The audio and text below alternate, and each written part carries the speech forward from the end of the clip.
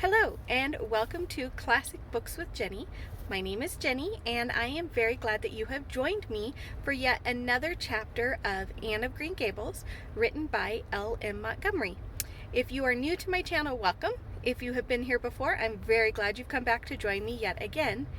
The goal of this channel is to work our way through classic novels, one chapter a day, until we've completed a whole bunch of novels. I don't know how long we'll do this for. I'm hoping for a very long time. I'm hoping there's enough of you that enjoy these stories and want to come back every day to read them with me. If it makes it easier for you, to let you know, I have created a playlist on YouTube. It's a public playlist. It is labeled Anne of Green Gables. And you can find all the chapters we've recorded so far in one playlist. So if that makes it easier for you to follow along, that's fantastic. Please go and find that playlist and use it.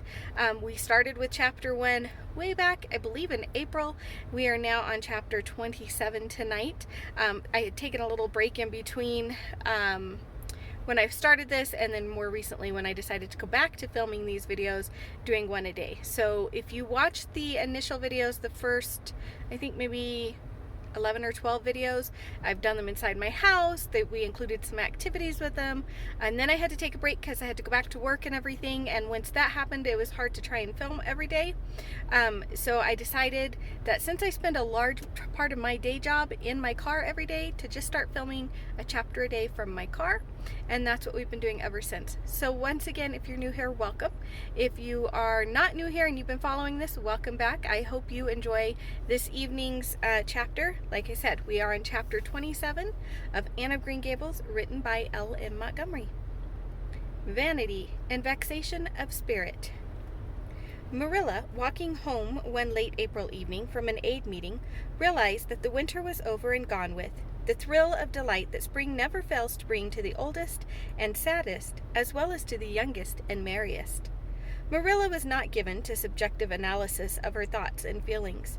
She probably imagined that she was thinking about the aids and their missionary box and the new carpet for the vestry room.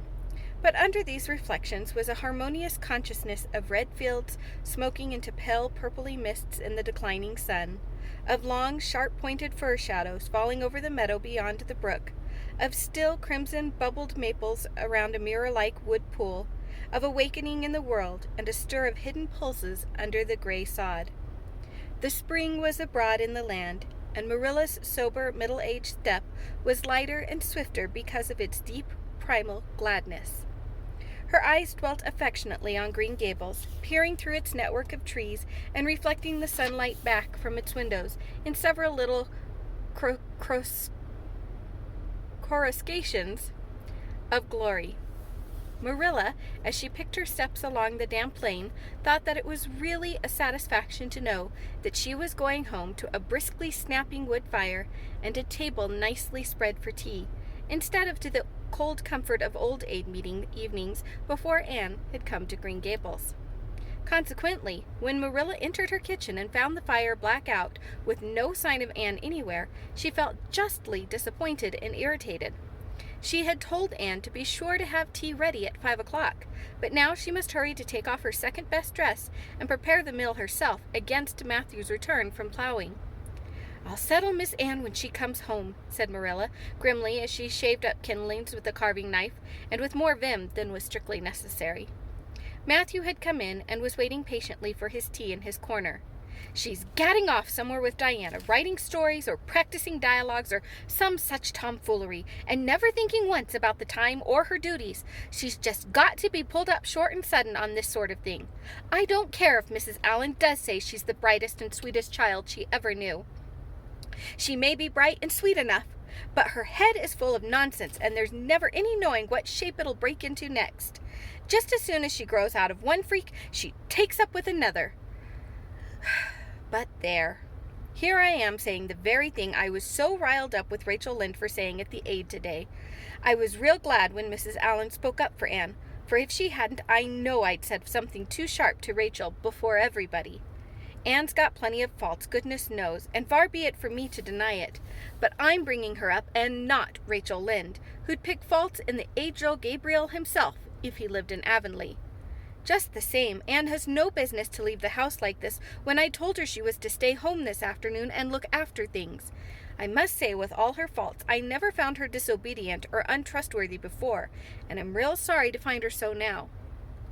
"Well, now, I don't know," said Matthew, who, being patient and wise, and above all hungry, had deemed it best to let Marilla talk her wrath out unhindered, having learned by experience that she got through with whatever work was on hand much quicker, if not delayed by untimely argument. "Perhaps you're judging too hastily, Marilla. Don't call her untrustworthy until you're sure she has disobeyed you. Maybe it can all be explained. Anne's a great hand at explaining." "She's not here when I told her to stay," retorted Marilla. "I reckon she'll find it hard to explain that to my satisfaction. Of course I knew you'd take her part, Matthew, but I'm bringing her up, not you." It was dark when supper was ready, and still no sign of Anne, coming hurriedly over the log bridge or up Lover's Lane, breathless and repentant with a sense of neglected duties. Marilla washed and put away the dishes grimly. Then, wanting a candle to light her way down the cellar, she went up to the east gable for the one that generally stood on Anne's table. Lighting it, she turned around to see Anne herself lying on the bed, face downward among the pillows. "Mercy on us!" said astonished Marilla. "Have you been asleep, Anne?" "No," was the muffled reply. "Are you sick, then?" demanded Marilla, anxiously going over to the bed. Anne cowered deeper into her pillows, as if desirous of hiding herself forever from mortal eyes. "No, but please, Marilla, go away and don't look at me. I'm in the depths of despair, and I don't care who gets head in class, or writes the best composition, or sings in the Sunday school choir anymore.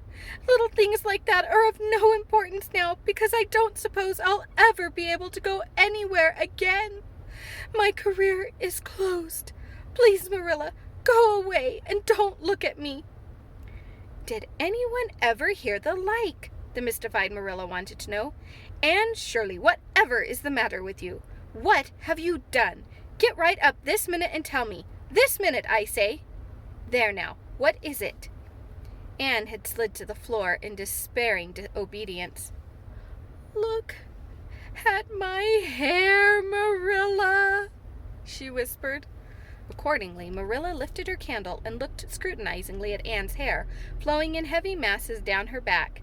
It certainly had a very strange appearance. "Anne Shirley, what have you done to your hair? Why, it's green!" Green it might be called if it were any earthly color, a queer, dull, bronzy green, with streaks here and there of the original red to heighten the ghastly effect. Never in all her life had Marilla seen anything so grotesque as Anne's hair at that moment. "Yes, it's green," moaned Anne. "I thought nothing could be as bad as red hair, but now I know it's 10 times worse to have green hair. Oh, Marilla, you little know how utterly wretched I am." "I little know how you got into this fix, but I mean to find out," said Marilla. "Come right down to the kitchen. It's too cold up here. And tell me just what you've done. I've been expecting something queer for some time. You haven't got into any scrape for over 2 months, and I was sure another one was due. Now then, what did you do to your hair?" "I dyed it." "Dyed it? Dyed your hair? Anne Shirley, didn't you know it was a wicked thing to do?" "Yes, I knew it was a little wicked," admitted Anne. "But I thought it was worthwhile to be a little wicked to get rid of red hair. I counted the cost, Marilla. Besides, I meant to be extra good in other ways to make up for it." "Well," said Marilla sarcastically, "if I'd decided it was worthwhile to dye my hair, I'd have dyed it a decent color at least. I wouldn't have dyed it green." "But I didn't mean to dye it green, Marilla," protested Anne dejectedly. "If I was wicked, I meant to be wicked to some purpose. He said it would turn my hair a beautiful raven black. He positively assured me that it would. How could I doubt his word, Marilla? I know what it feels like to have your word doubted, and Mrs. Allen says we should never suspect anyone of not telling us the truth unless we have proof that they're not. I have proof now. Green hair is proof enough for anybody. But I hadn't then, and I believed every word he said, implicitly. Who said? Who are you talking about? The peddler that was here this afternoon. I bought the dye from him. Anne Shirley, how often have I told you never to let one of those Italians into the house? I don't believe in encouraging them to come around here at all. Oh, I didn't let him in the house. I remembered what you told me, and I went out, carefully shut the door, and looked at his things on the step. Besides, he wasn't an Italian. He was a German Jew. He had a big box full of very interesting things, and he told me he was working hard to make enough money to bring his wife and children out from Germany. He spoke so feelingly about them that it touched my heart. I wanted to buy something from him to help him in such a worthy project. Then all at once I saw the bottle of hair dye. The peddler said it was warranted to dye any hair a beautiful raven black, and the temptation was irresistible. But the price of the bottle was 75 cents, and I had only 50 cents left out of my chicken money. I think the peddler had a very kind heart, for he said that, seeing it was me, he'd sell it for 50 cents, and that was just giving it away. So I bought it, and as soon as he had gone, I came up here and applied it with an old hairbrush, as the directions said. I used up the whole bottle, Marilla, and oh, Marilla, when I saw the dreadful color it turned my hair, I repented of being wicked, I can tell you. And I've been repenting ever since. Well, I hope you'll repent to some good purpose, said Marilla severely, and that you've got your eyes open to where your vanity has led you, Anne. Goodness knows what's to be done. I suppose the first thing is to give your hair a good washing and see if that will do any good.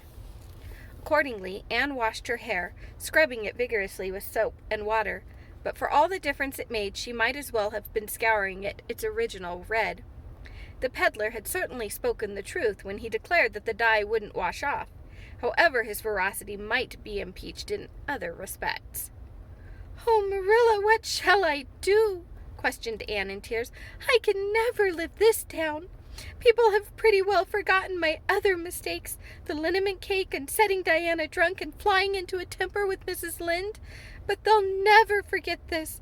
They will think I am not respectable. Oh, Marilla, what a tangled web we weave when first we practice to deceive. That is poetry, but it is true. And oh, how Josie Pye will laugh. Marilla, I cannot face Josie Pye.